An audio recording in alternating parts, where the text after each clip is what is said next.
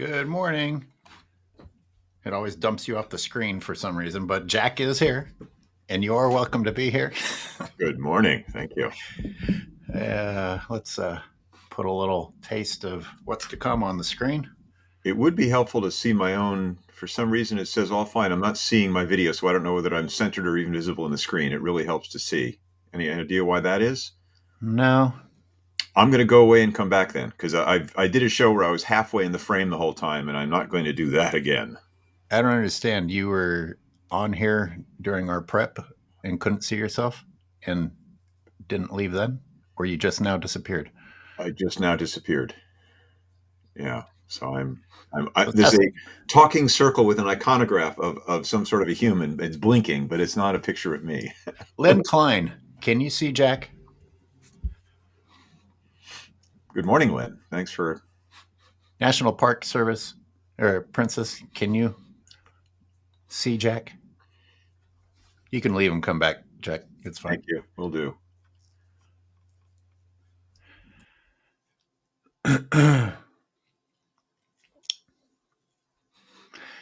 Lynn can see you.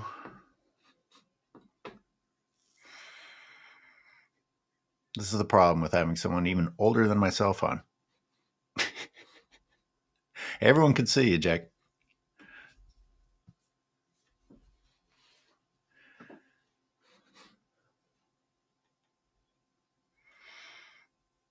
And now he's gone for good.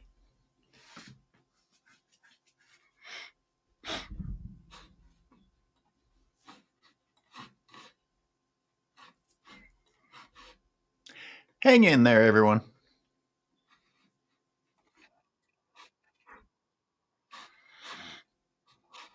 Folks, bear with us while we deal with technical stuff. Everyone can see you, Jack.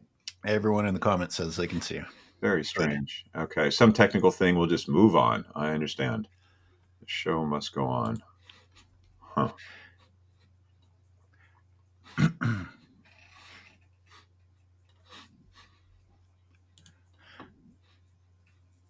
Huh. Change avatar.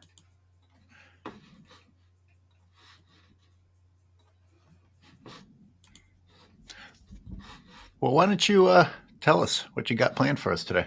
Yeah, actually, so I was trying to make a perfect pun there. It wasn't perfect. It was adequate, which is Nature Conservants. And it was going to be Nature Conservants and then a separate word. See? Question mark. And if you have that other graphic handy, that would be great, Skyler, which is the logo of the large outfit. Thank you very much. Appreciate that. So, folks, what do we know about these things? I grew up, the Nature Conservancy. It's about nature and it's about conserving. It must be a conservation organization. It must be wonderful. And we need to have a talk about the Nature Conservancy because I won't speak for Skyler, but I think he, and I certainly for me, became more aware of them with their involvement in the Point Reyes National Seashore issue we are very involved in for years. Mm-hmm. They put up the 30 to 40 reported $1 million to buy out the ranchers and help now restore 18,000 acres of Point Reyes Seashore that's been damaged by, over 150 years of historic cattle ranches. So, hey, yay, great, thank you. And I perhaps a little softer on them sometimes in Skyler because I want to acknowledge that they're a big organization and they probably do some good stuff. And I did not a deep dive, but a shallow dive into the waters of what the Nature Conservancy is. And for me, a little bit more detail than I often do because I fall back on my gut instinct, which says, they're proposing to heal the land of the national seashore damaged by cattle by bringing in 1,000 more cows. That seems odd. And do I now need, here's a question, Skyler, do we need lots of science and study and reports to prove that there's something wrong with that? Or do we follow, common sense? Well, it's nice to hear you come around to where I was when they first announced this. but buddy, it's half empty, half full. And where you and I are going to focus, they did get the ranchers out. I mean, they paid them twice, which is BS. And they're bringing in cows, which is But the ranchers themselves, although they were the reason that the damage was there, weren't causing the damage as much as the cattle were. So if the Nature Conservancy is going to continue to bring cattle in, how much did we win? Well, We like I just said, finished talking about all the damage that the cattle have done. yeah, yeah, yeah, yeah. Yeah. The thing is, there were when I came to it, which is I guess a year after you, I came into the Point Reyes issue, as I always say, because of your film, The Shame of Point Reyes. See it, folks. There were, I don't know, somewhere between five. They vary seasonally between 5,000 and 6,000 cows in the park. There are probably a couple thousand fewer than that now. It's all guesstimates because the Park Service isn't revealing these numbers, but there are fewer cows. And by April of 2026, next year, there will be far fewer again. So that's a good thing. But, to your point, yeah, it's BS that there's still going to be cows there at all. How ridiculous. Here's what's really frightening is with the tone that the Nature Conservancy has set, and with them capitulating to the cattle industry and the forest industry, any evidence that we never needed the cattle, you can bet on will be covered up. Oh, it's worse than that. You'll enjoy this, Skyler, where I'm going with this, which is I did dig into their, like, well, what is their stance? What is the Nature Conservancy stance, folks? Here's a question for you. Assuming Mm-hmm. very few people know this stuff. What's their stance on cattle? Are they pushing cattle is there a way to do that sustainably? Are they, in on the regenerative ranching PR push, which is so big that I would say, oh, I don't know, large numbers, probably the majority of people living in Marin County that should know better because they're educated and well-to-do and environmentalists self-describe for the most part this county. What do they make of that? I think people have bought it.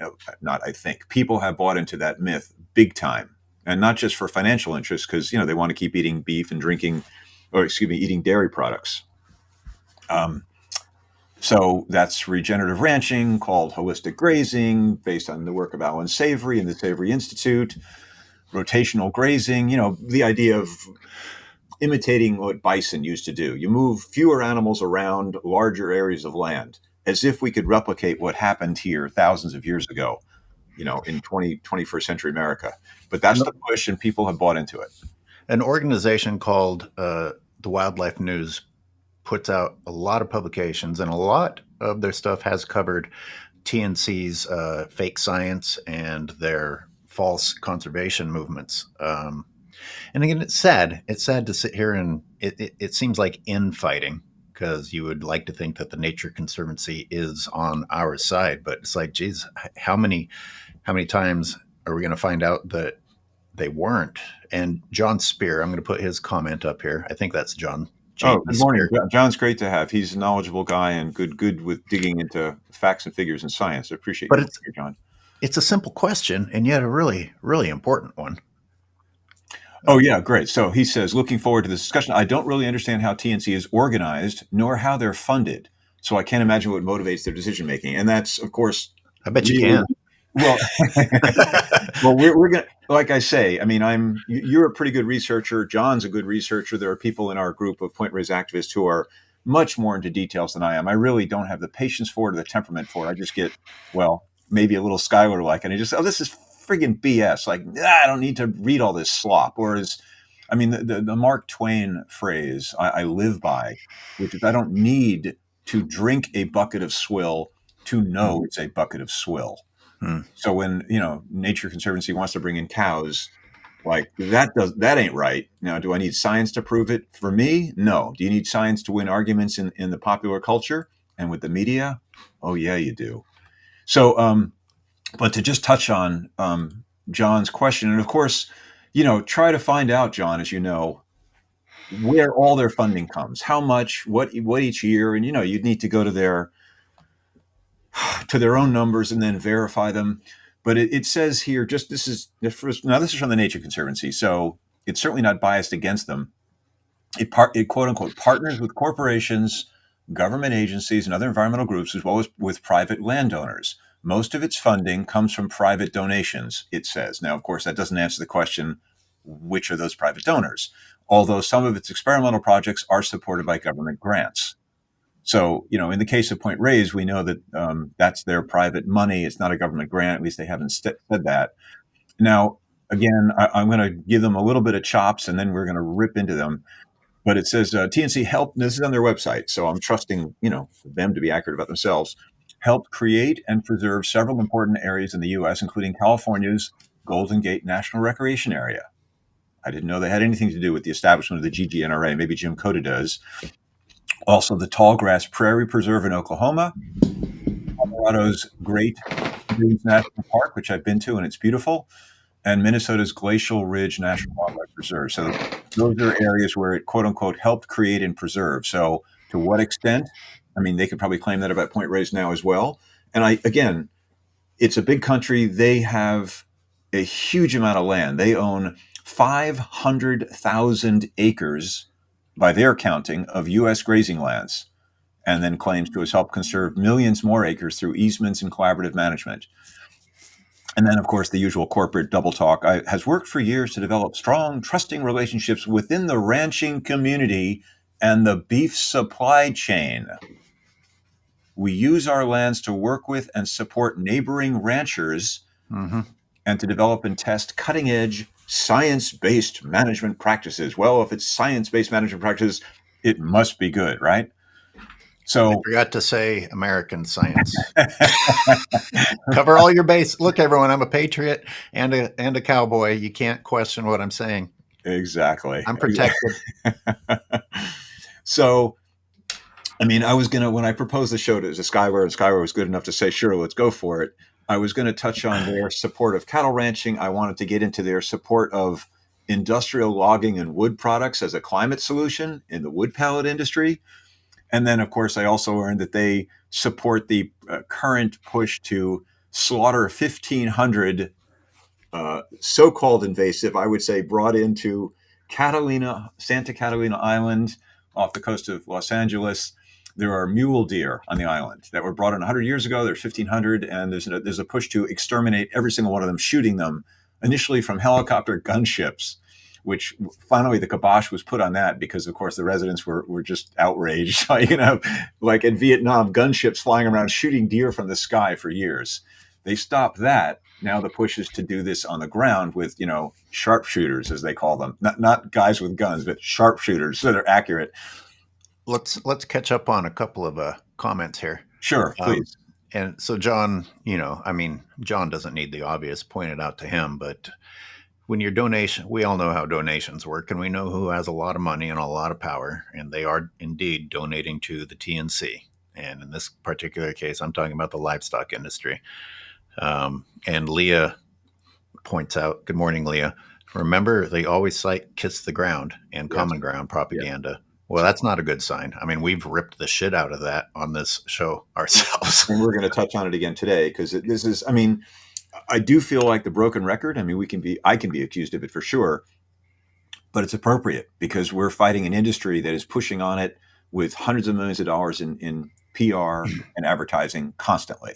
So we little activists have to push back and try to reach people with the truth because we can't fight them dollar for dollar. Hello, Girly Zero.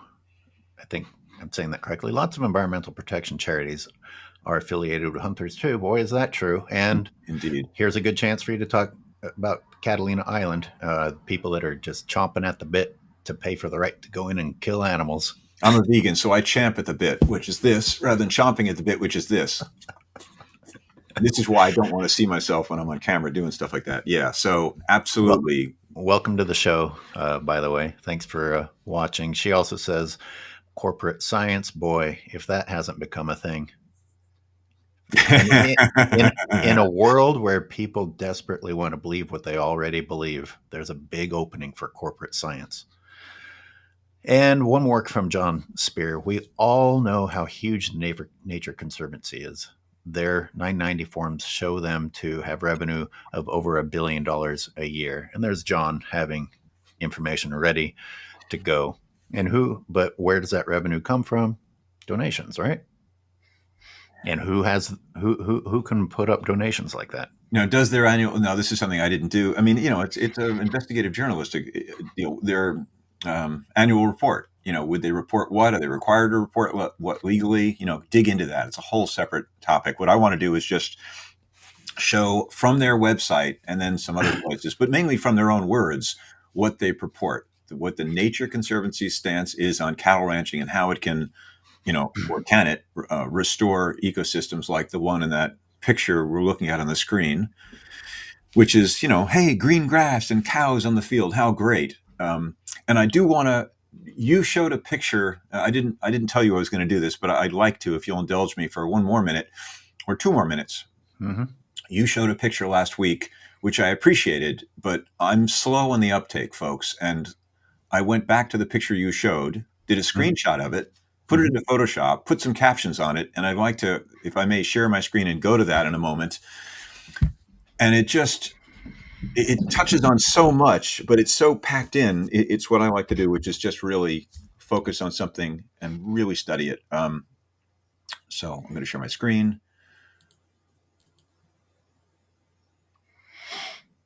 Coming up in 3, 2, 1.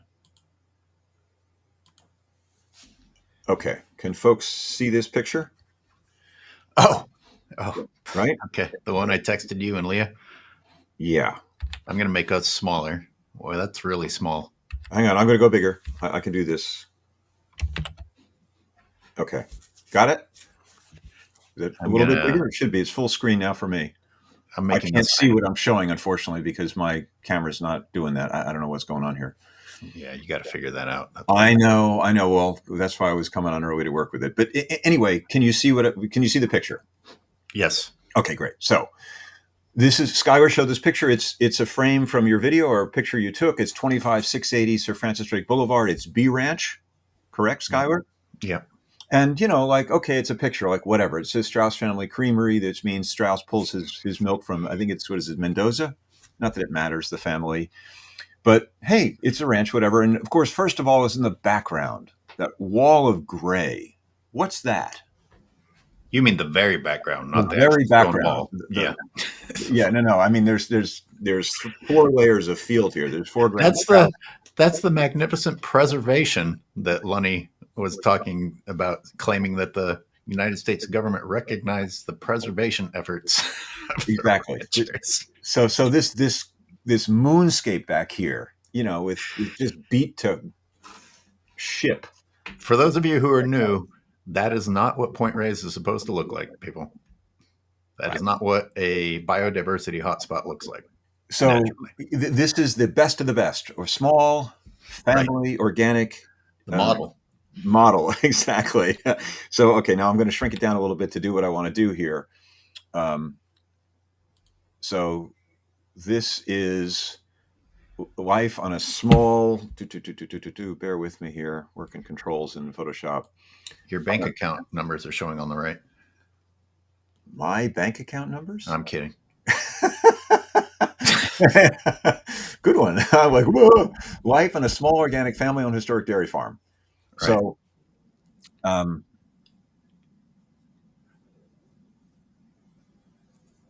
this thing you pointed out, plastic play set for human child. It's an entire playground. You can see other climbing bars to the right if it's big enough. But yeah, it's an entire playground. A geodesic dome and all that. But then, of course, what else is right here? Right next to it, plastic prison box for a cow child. So for folks who don't know, I'm not talking to you, Leah. You're the one who probably taught me along with Skyler.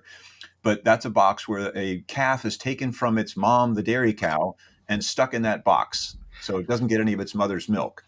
And just that those two are juxtaposed like that. Again, Skyler pointed this out, but I really wanted to focus on this because it's just so dystopian, bizarre, disturbing. Like, we have our little kids play. And of course, neither child is actually playing on this beautiful, historic, stewarded land in nature. They're behind walls and fences in a moonscape. I mean, like, this is the modern world that we celebrate, right? This is the tragedy, right, of what's leaving Point Reyes, everyone. What a shame. What a shame. Let me ask you a question. Just let me finish, and I'll get off this thing. So this is life, and of course, I put death. The human child is fed the cow mother's milk, denied to the cow child. Yeah. And then the cow child's mother is milked every year, forcibly impregnated to get another calf that's taken away and stuck on one of these boxes or killed. and then she herself, when she's spent after 5 or 6 years, and then finally, neither child, of course, plays in nature. Both are cut off from nature in this wonderful, small, organic, family-owned historic dairy farm at Point Reyes National Seashore. Well, So, at least the human child can walk and use his or her legs. But yeah, to say that they're in nature is a stretch. right. I have a question for viewers though on that. Yeah, and I'm What's going to stop the share right now. what's more twisted? If there's a baby still inside of that, because I've seen other. I think it was Sea Ranch has one right next to the house. Just one, just one calf in the cow hutch right next to the house. That one's next to the playground. What's more twisted? If there's a calf still in there, or if they've taken a calf prison and incorporated it into entertainment for the human child, like they use it as like a fort or something.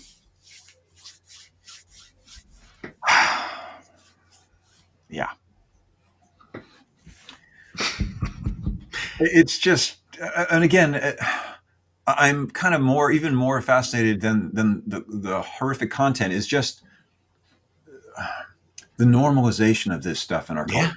yeah. And how I was raised, and I would drive right past this stuff for 20 years and never thought, oh, girly, wow, I see the majesty of nature. It's great. It's lovely being around people who get it. So thank you, woman, whoever you are, for putting that up there, and Skyler for having the sharp to just throw that up on the screen.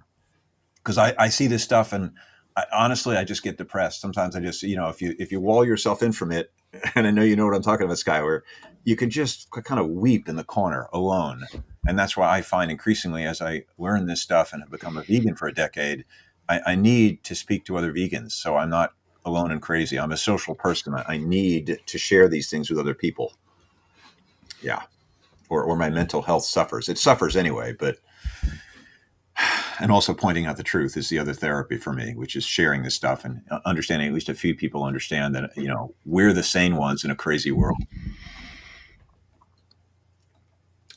So back to the nature exterminacy. Yeah. And I just want to start, before I rip into them, I just want to touch on a little bit of science because it's a whole show for that as well.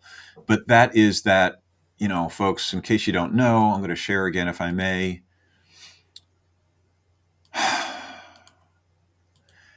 Animal agriculture, and that's specifically cattle ranching. Even the word animal agriculture is too vague because, for instance, you can see the screen now with chickens on the page, correct? I can't see what I'm showing. I'm just confirming. Animal agriculture is the leading cause of the climate crisis. It is the major pumper-outer of greenhouse gas emissions, and that's not just Talk about normalized, dude. What a horror show. specifically of showing what a modern. This is, by the way, cage-free, right? Free range. This is called free range organic cage free. So you take out the battery cages and stick them all on the floor in a mechanized. I mean, there's a guy, and of course, he's got to wear a hazmat suit in there because of all the feces in the ground. But this is the modern chicken world or turkey world for those folks coming up with Thanksgiving, going to have some turkey. And, how much this is Silas Rao's site that I think probably once again Leah turned me on to. And, his is 87% of greenhouse gases are generated by animal agriculture. And that includes carbon, but mostly it includes methane and nitrogen emissions, which are far more toxic and concentrated in heat trapping a gas in the atmosphere. John knows this stuff too. You know this stuff too. And anyway, so I just want to start with that. We need to establish that, hey, emissions from animal ag, specifically cattle, it's bad, dude. It's a bad hombre, to quote our president.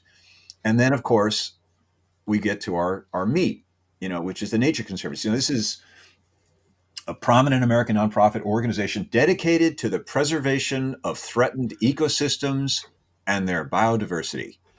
And there's a little history here about them. This is not controversial. As of 2021, now down here, the Nature Conservancy boasted over 1 million members and operated in all 50 U.S. states in more than 30 countries, managing over 48 million hectares of land. Yikes. Mm-hmm. Big organization. Mm-hmm. And even if you go to, do the Google thing and start there with this little AI overview, which is kind of bizarre, but the Nature Conservancy uses cattle grazing as a conservation tool to improve grassland health, reduce wildfire risk, the other thing we talk about a lot, and protects habitats by working with ranchers on sustainable practices, as explained on our website. And what does that look like, I wonder? And here are a couple of their pages: North America Regenerative Grazing Lands. And of course, look at that ranch. It ain't what we even see at Point Reyes. This is not, well, who knows where this is exactly? It doesn't say.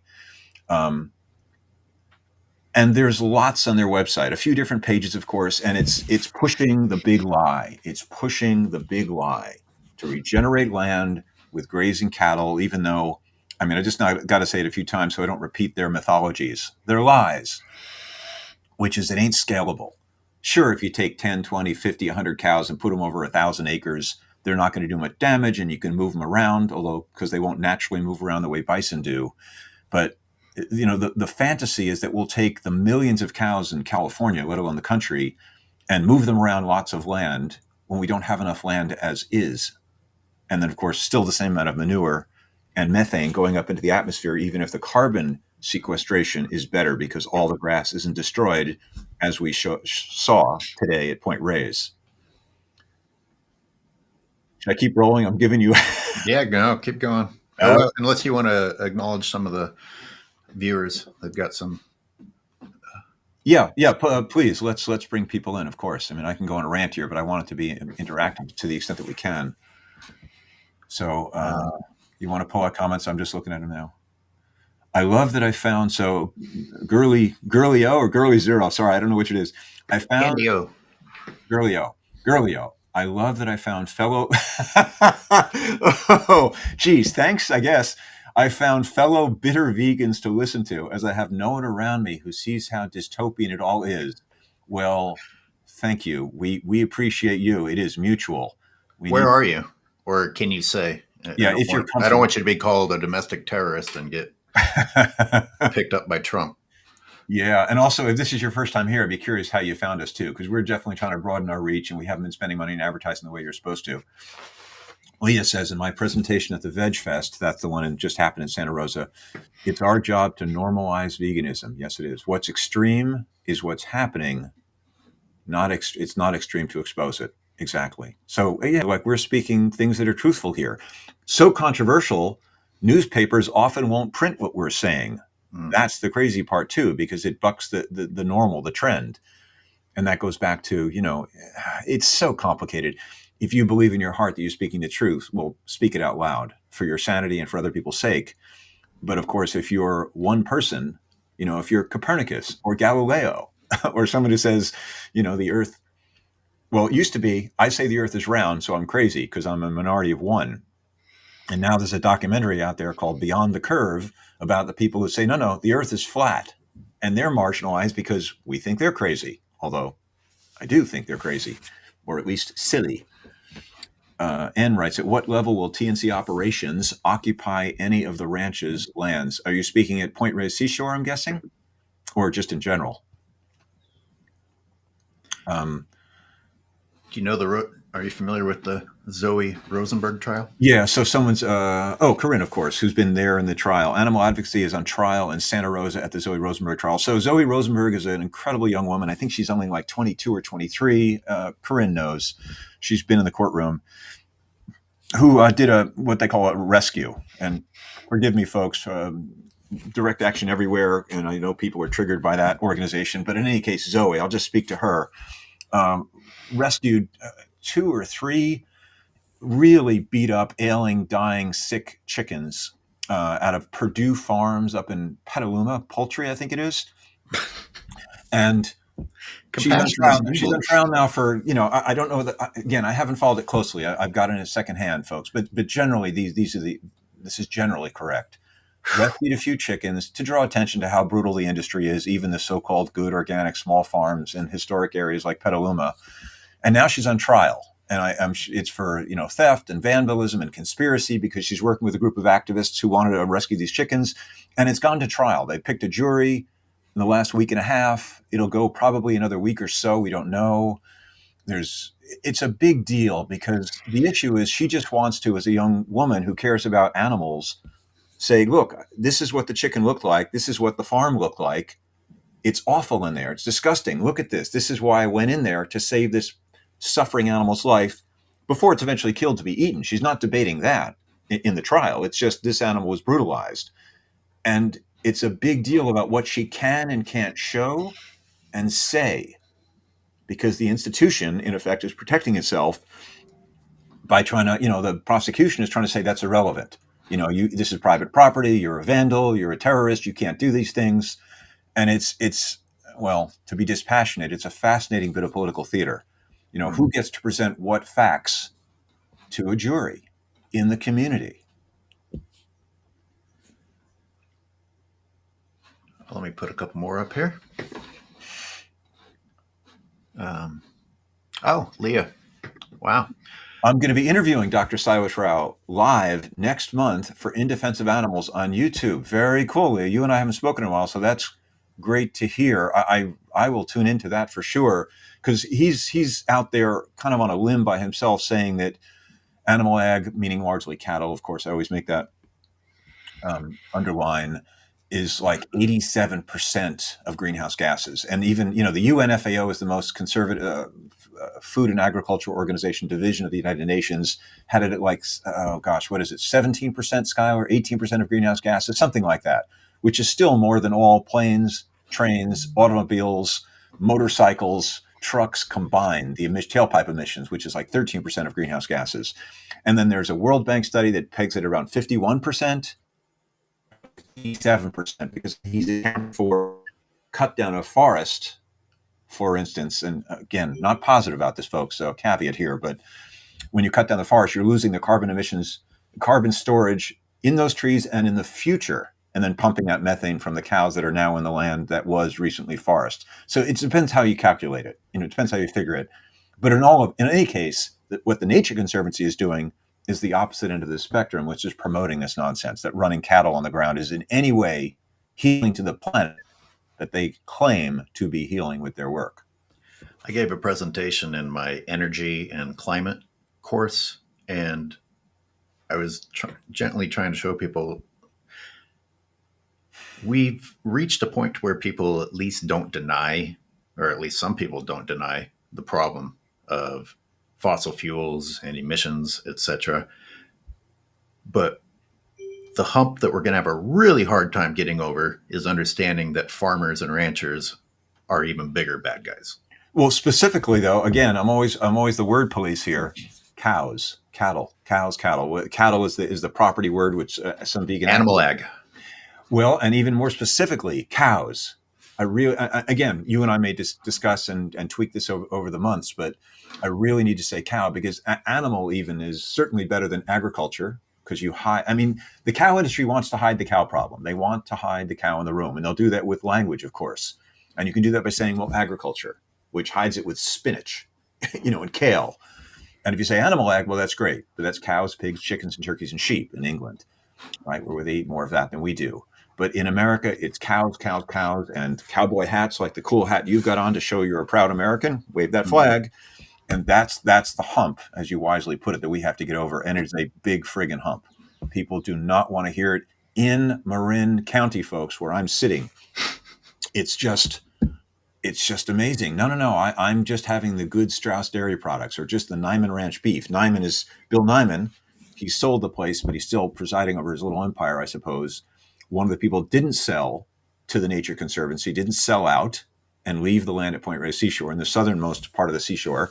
And he's still there running cattle with his cows. I don't know how many there are, 1,000 or so, 800 or so, pooping on the ground, washing into streams, just affecting the atmosphere, the land, and the water, poisoning fish with excessive cattle manure.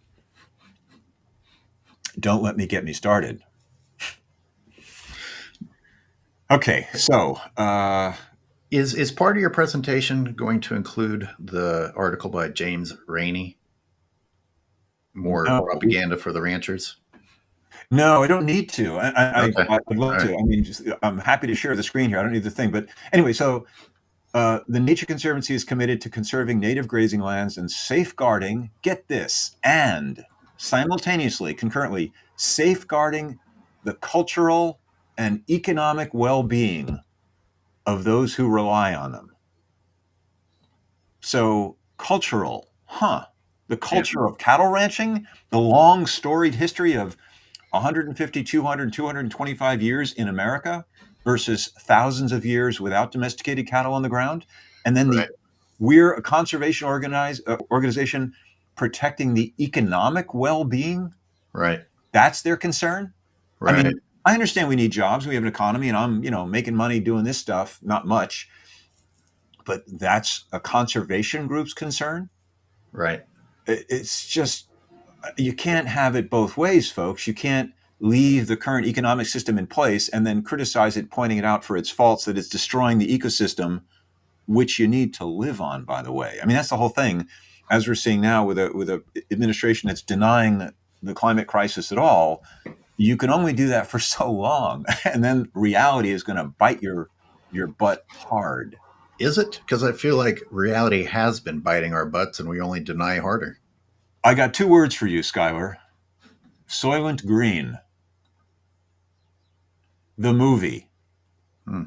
Soylent Green, the movie. It was shot, whatever that was. I mean, I grew up watching that film in the late 70s or mid 70s with Charlton Heston, Ben-Hur.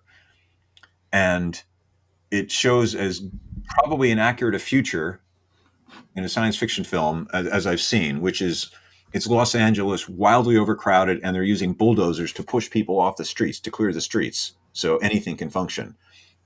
And that's where we're going to, where we're going to have, at the current rate, with climate migrations and economic collapse. And I don't want to girly-o. I'm going to go really dark, and I don't need to go there right now. I want to keep moving across here. So there's a page on the Nature Conservancy site. California Conservation Science. Cattle grazing across the Nature Conservancy in California's conservation estate. For over 300 years, cattle and sheep have been grazed in California from the Rancho era, continuing to the present day. The Nature Conservancy has a long history in California and across the western U.S. in using cattle grazing for conservation purposes. In California alone, the Conservancy works across 400,000 acres of grazed lands. Jesus God. Exactly. Now, importantly, this white paper summarizes the past, present, and potential future of cattle grazing as a management tool across the Nature Conservancy's conservation estate in California. Boy, if I were someone like John Spear and a detail guy, or for that matter, you, Skyler, I'd want to view that white paper. So you click on that little view button there, and it takes you to their white paper. Hello. Hello. So, like I say, you could spend an hour on this, but I just wanted to at least touch on this stuff. Cattle grazing across the Nature Conservancy in California's conservation estate.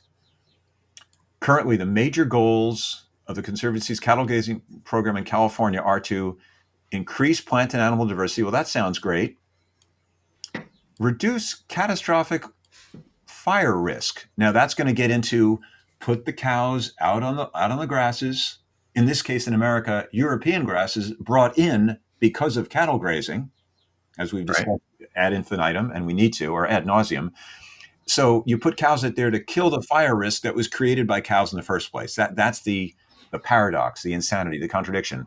Can I add something? Please. From personal experience? Please. You're not fighting it. You're perpetuating it. Exactly. Cattle make sure that problem continues. When I was in the park, a month ago or so with Laura Cunningham, and, she's a conservation biologist, and this is a good conversation we're going to have in the future too. As the ranchers leave and the Nature Conservancy brings in more cows, Laura was saying something that even Robert Johnson in our group, also another smart dude out of UC Davis, retired professor, said, was like, how can you argue with this logic? So I'm putting this out there for John and other folks listening on this who are activists in the point raised issue and cattle issue in general. Hey, TNC. Hey, National Park Service, who are now managing these lands. How about this for a reasonable compromise? We say no cattle, you say yes cattle. Let's do study plots. You have a few Right. acres of land where you just run some cows. You want to do that? Go ahead.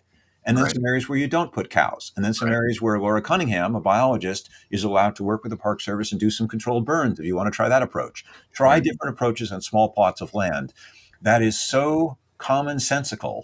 Right. As an activist, self-appointed role, I plan to try to push that and spread the idea that let's bang on that in the media because it's reasonable. It's not a hothead activist saying no cattle at all. And then Right. compare Right. them. Well, the evidence will be damning. Exactly. Exactly. I actually asked Ken Boulay directly if they were going to be allowed to do any of that, since Turn is going to be doing a lot of the volunteer work. Turtle Island Restoration Network. He's the new executive director, right? Yeah, Okay. And what did he say? doesn't know what they're going to allow. I mean, they've been very opaque about what they're going to do. They don't give details. They sort of like, hey, bugger out. We'll take care of it. And of course, we activists are going to bang on it and make it public and say, no, we do have a say in this. It's our land. In fact, it's public land. I have a very damning interview that I haven't released yet because I don't know what context to put it in, Mhm. with municipalities who destroy neighboring wildlife areas with goat grazing. And a very basic question. I was like, so what have you guys tried other than grazing? That's a reasonable Because question. because they had this big long speech. Oh, it's tried and true, and we've tried everything, and this is what works best. Simple follow up question. Oh, what else have you tried? Grazing.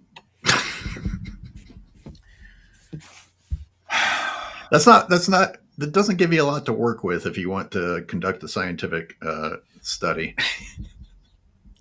And in fact, grazing is so prevalent in California that finding anywhere to compare whether or not grazing isn't destructive is getting difficult, because it's all grazed.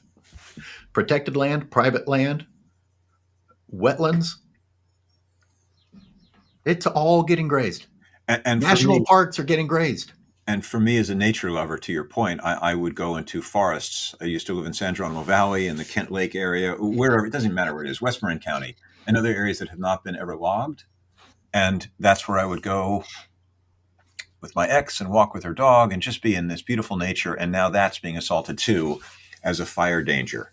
And that's the other thing you and I talk about a lot, and it's important to talk about a lot so people get the big picture, which is there's this push through cattle and now with logging, or deforestation as I prefer to call it, which is management of vegetation to reduce the fuel load, air quotes here are important. There's this human push and a systemic push to manage everything, everything. And then the latest excuse, which is the red washing, as I love to call it, to piss people off, the final exploitation, the latest final exploitation of Native American is to say, well, Native Americans tended the land, so we're just tending the land the way they did, and we're partnering with some Native Americans like Brayton Rancheria, Casino Tribe, who tend the land just like they did. Yeah, we just happen to use chainsaws and masticating machines and chemical herbicides, which of course no Native American ever did 150 or 200 or 500 or 1,000 years ago. But nothing to see here. Move on. Trust us. We're partnering with them. We're going to steward the land with chainsaws and cut down literally millions of trees in California. I got a point to add to that. Please. When it talks about why it's important to continue doing a cultural practice, they reference that ranchers have been doing this for 150 years or whatever it is. Yeah. I mean, what the people before them were doing isn't mentioned at all, despite the fact that they did it for much longer, until you can manipulate what those people were doing and pretend that it was similar to what the ranchers were doing. Exactly. But it does get tougher. A couple of white guys here, Anglos, criticizing, it sounds like Native American practices. I'm not. Quite the opposite. I'm revering Native American practices and not sullying those practices and what they did by pretending that a chainsaw is anything like a Native American practice. Not to mention, Native Americans weren't cutting down millions of trees because they were afraid of forest fires. I mean, it's just absurd. They might have cleared areas in Yosemite Valley to live in, but it wasn't going into the backcountry like the Forest Service would do to just cut down anything and everything. And that gets tangled up in the of course the timber industry, where there's slash that's going to be removed or burned or make wood pellets. But it's folks, if I have anything to say and contribute to this, it's just be aware that there's a push to manage all of wild nature and nothing is left alone. And that's Manage, manage, manage. management, man age, turn everything into the age of man, which is controlled and manipulated. And back to the stuff I have to show here. It's just, I mean, so if we can go back to the page I was looking at, the major goals of the Conservancy's cattle grazing program: increase plant and animal diversity. Not going to happen. Right. It's not. First of all, it's not going to happen. It's not going to happen. Well said. Thank you. Reduce catastrophic wildfire risk. Well, if you cut down a field with cows, it won't burn. It's true. It doesn't stop fire elsewhere, and you have denuded. You can also just pave over everything, and that also reduces risk. So, at what cost? Jack, can I stop you again? I'm sorry. Sure, go. My years of documenting the destructive goat grazing has made me very bitter. Please. The weeds come back so quickly that if you want to say that the cattle did something positive, you, as the scientist working for the cattle industry, have to come out and document what it looks like right after the cattle consumed the land. And be like, oh, look, and just ignore the entire rest of the year. Now, there's an additional problem. Eventually, even weeds will give in to relentless trampling, and you will end up with a landscape similar to what you were saying, pavement. Dirt in some of these areas that are relentlessly grazed by goats is starting to look just like the pavement next to it. And, is this how disconnected we are as human beings, and how enthralled with fear of fire we are, that as long as it's not organic, we're good with it? Just give me a planet of death. That way my house won't burn down. Your house is the fire hazard. Okay, I'm done. Skyler, I sure hope not. So the interview is not published. John, I think most of us here in the discussion are in favor of rewilding as a strategy for ecological preservation, restoration. It's accepted and recognized in Europe. Yes, and this is the point we're getting at. Is that what TNC is going to do? No. Don't even leave that out there as kind of an open question. It's absolutely not. I don't know whether they plan to do any rewilding. They're going to move the cattle around with, shock collars and wireless fences, whatever that is, the technology of it. And they just cannot leave it alone. They just can't leave it alone. There's too much money in doing things. There's too much profit to be made. And of course, don't tell anybody. This is a secret. Don't tell anybody. We're going to find out where those cows came from when they bring them back in. Gerlio, the timber industry in Canada, she's in Toronto, she said, by the way, thank you, Yep. is massively corrupt, greedy, cutting down old growth forests on the West Coast.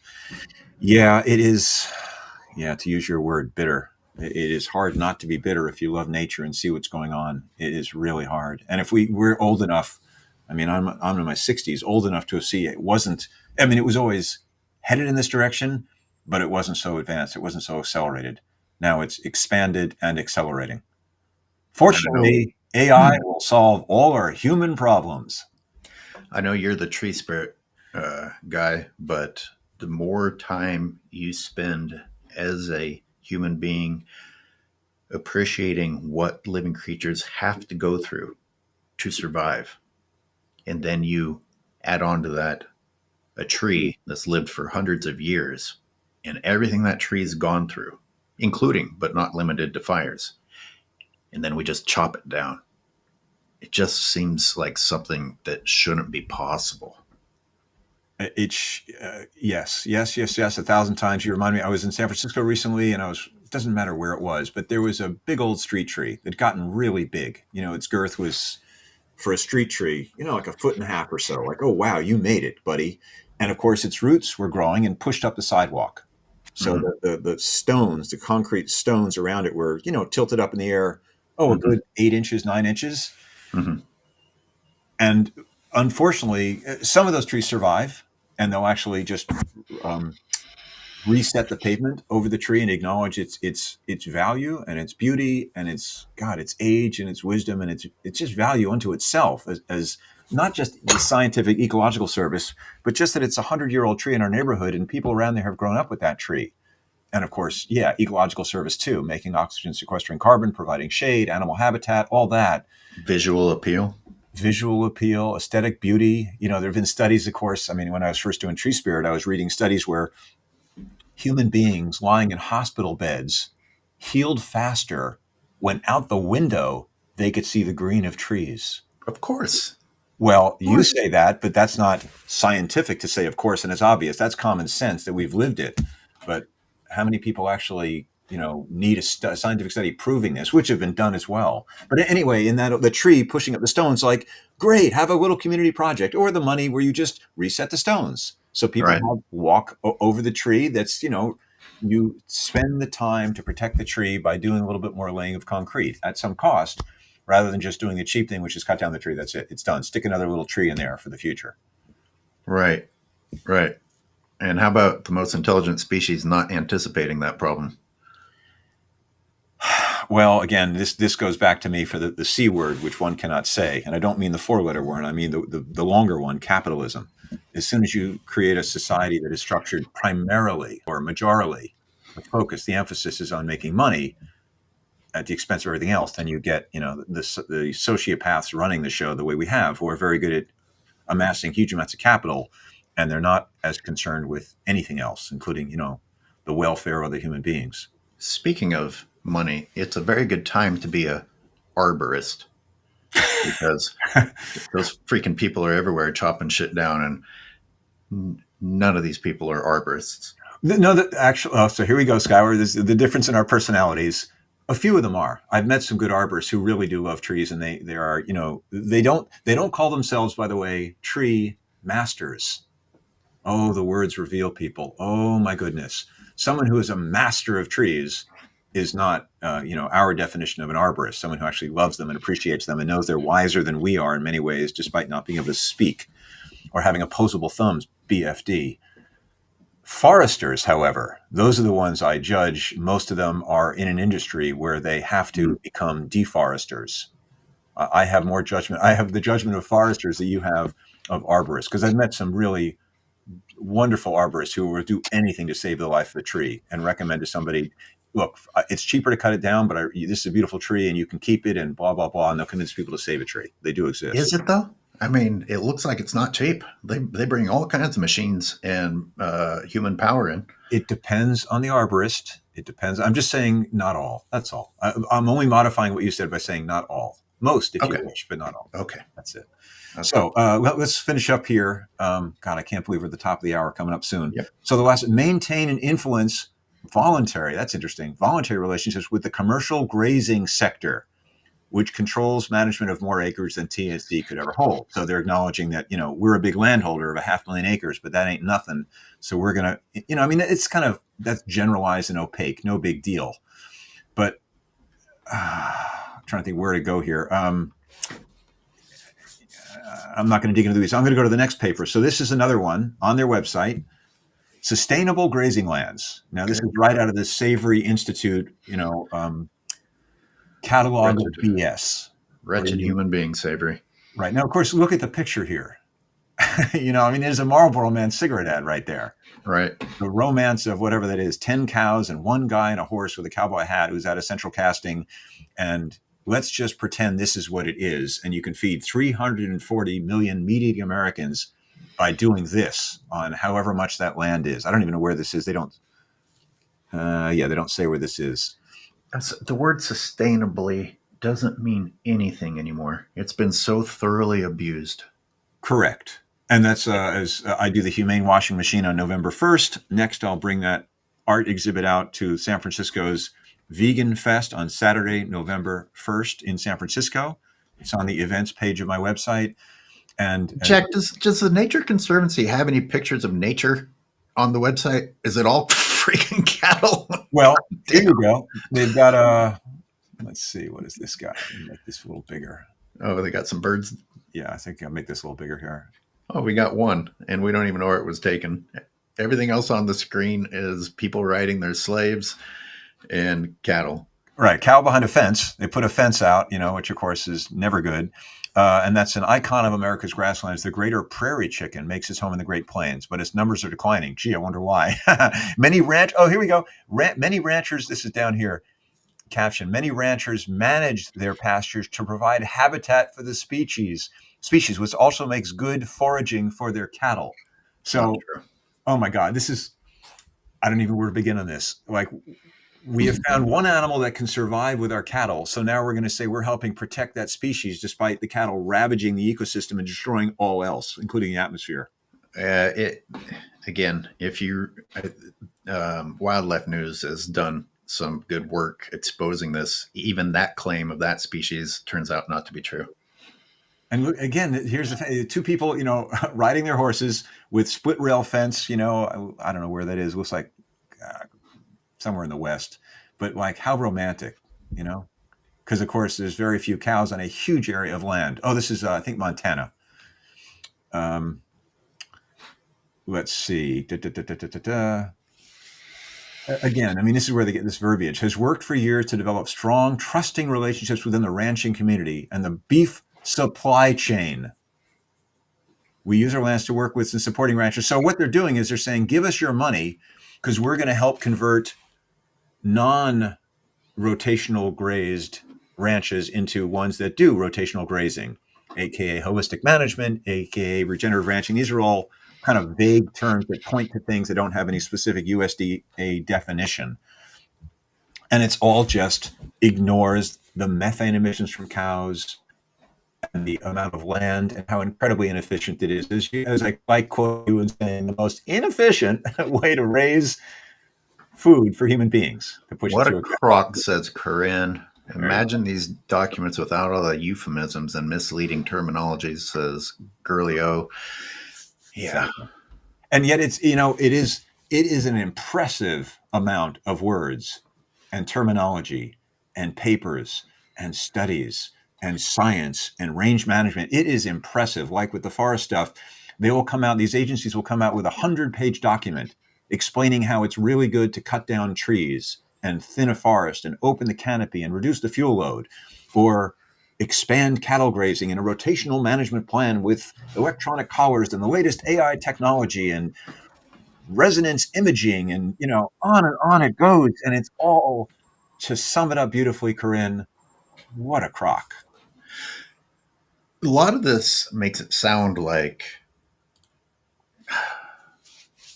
I don't know, like they created new habitat for wildlife by doing this, when the reality is that they have provided additional funds to the ranchers to do what they were already doing slightly less destructively.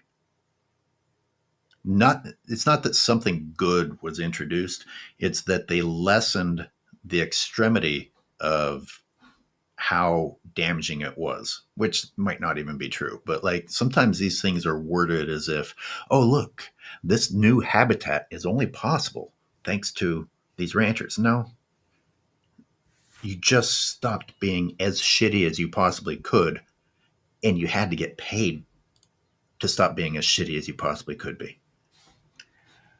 Well, back to John's point, or your point, or our point, which is, hey, just let it go wild. Just get the hell off it and leave it alone and trust that somehow, despite being feminine, Mother Nature might actually know how to heal itself once you get. Don't manage?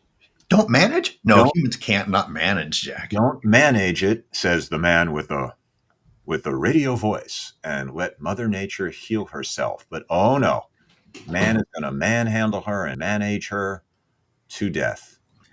Hey, John Spear, I am actually trying to bring someone into our show from the Wildlife News. They're like the two people that I've already tried are traveling and busy, so I'm moving on to another option. But yes, that is on the docket. And Jack, we have to finish criticizing leaving the point. We've got to get back to that. We got about It's a 20-minute film. We got about 5 minutes in, right? We didn't get that far. Yeah, and Ray Cooper came up with a brilliant rename for Leaving the Point, about the Leaving out the point, poor cattle ranchers leaving Point Reyes Seashore. He called it Missing the Point. missing the point. Which is, it's so, I just love wordsmithing when it's just perfect.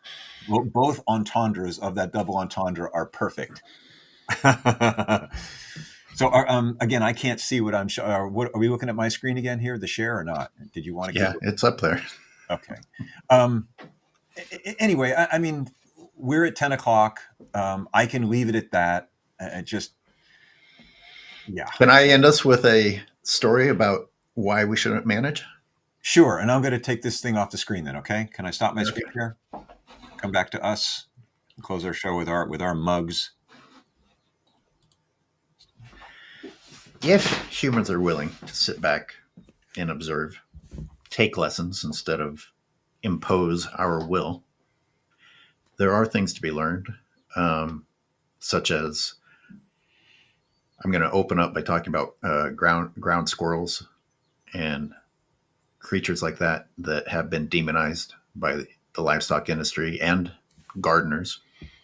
But I started searching for studies about how ground squirrels digging holes damages nature or causes deer to break their legs, because a lot of ranchers don't like them because cattle step right in the holes and break their legs.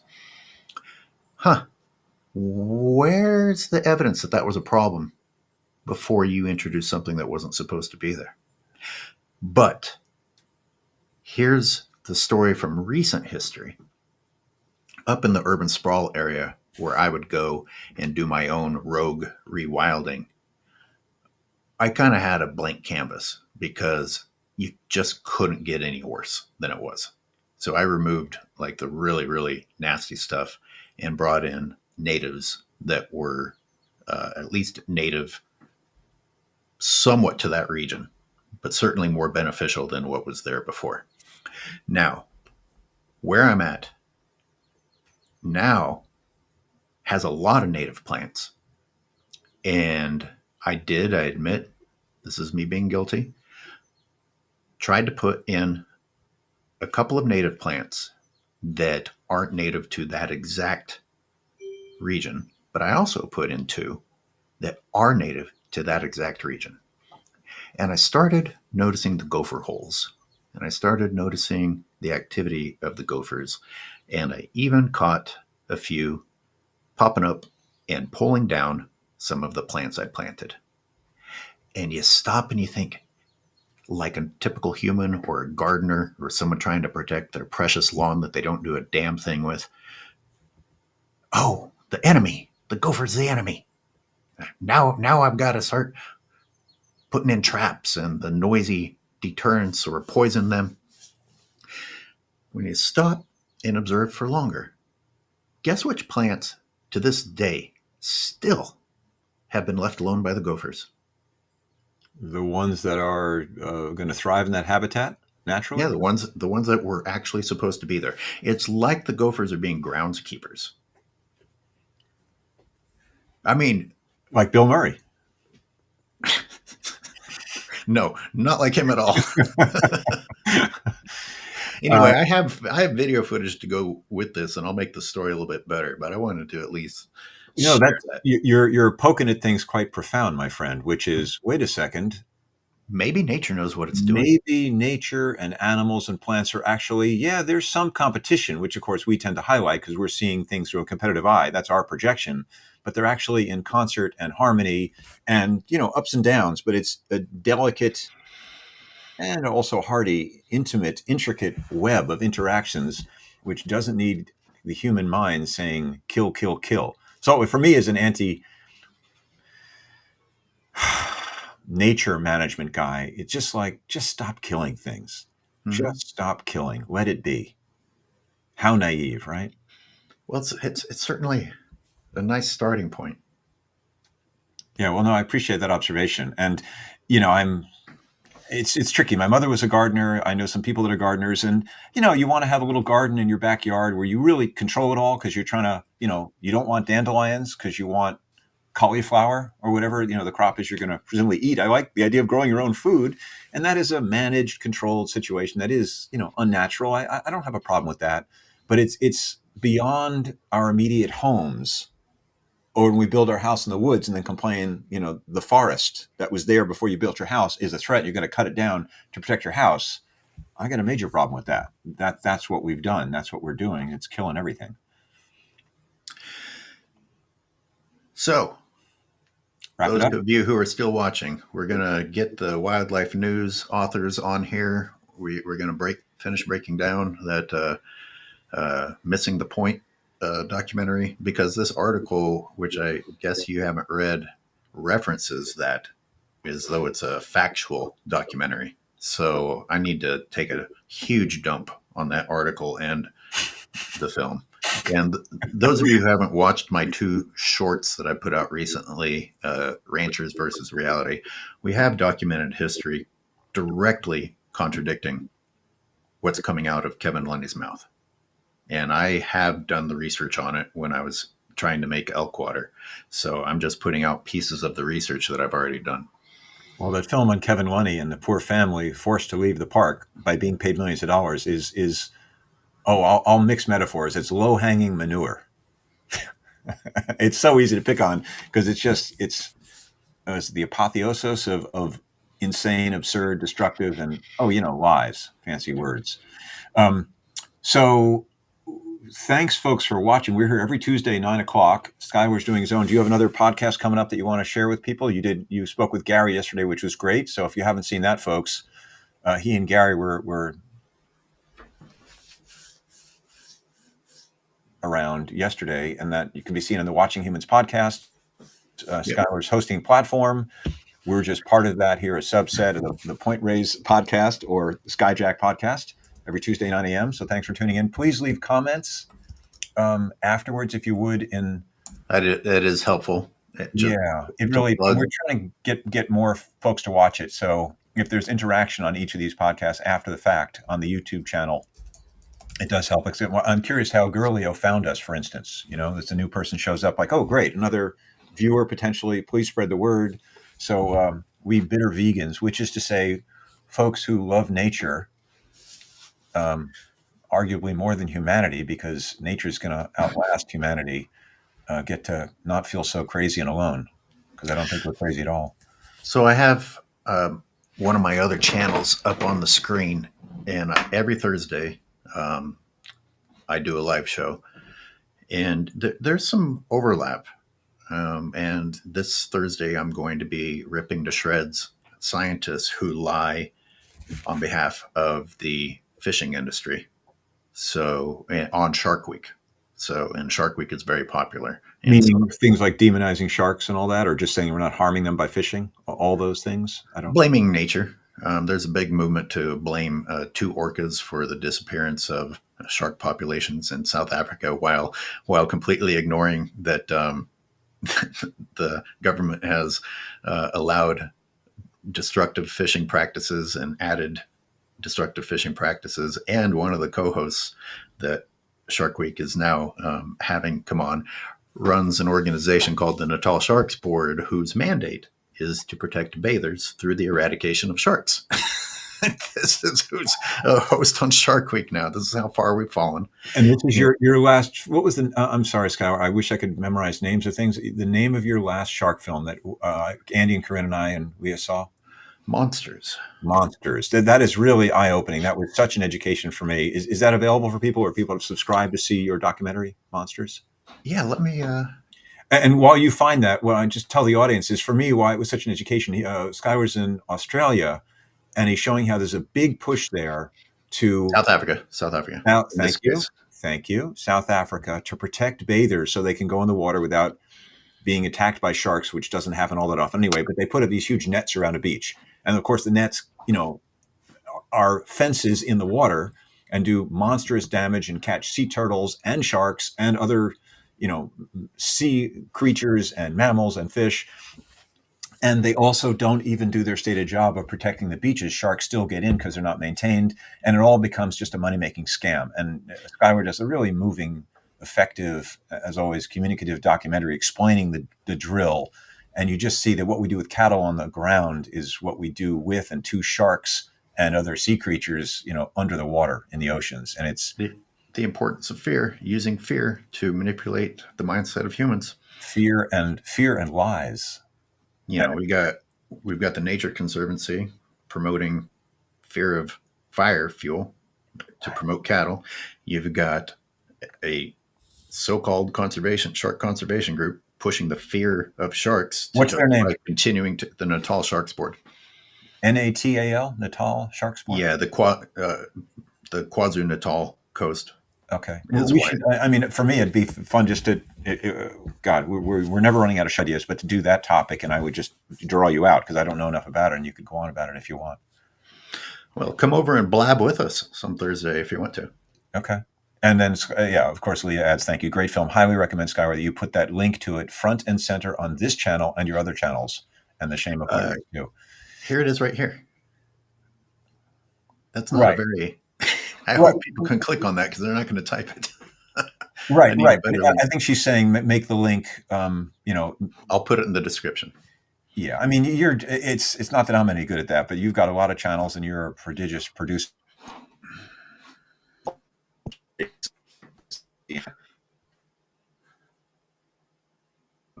Up the audience here, of course, and we've got a lot to discuss, Skyler. About I've got a whole bunch more potential show subjects, but we'll see you all next week at 9:00 Tuesday Pacific time, if my voice lasts that long. Okay, see you, everybody.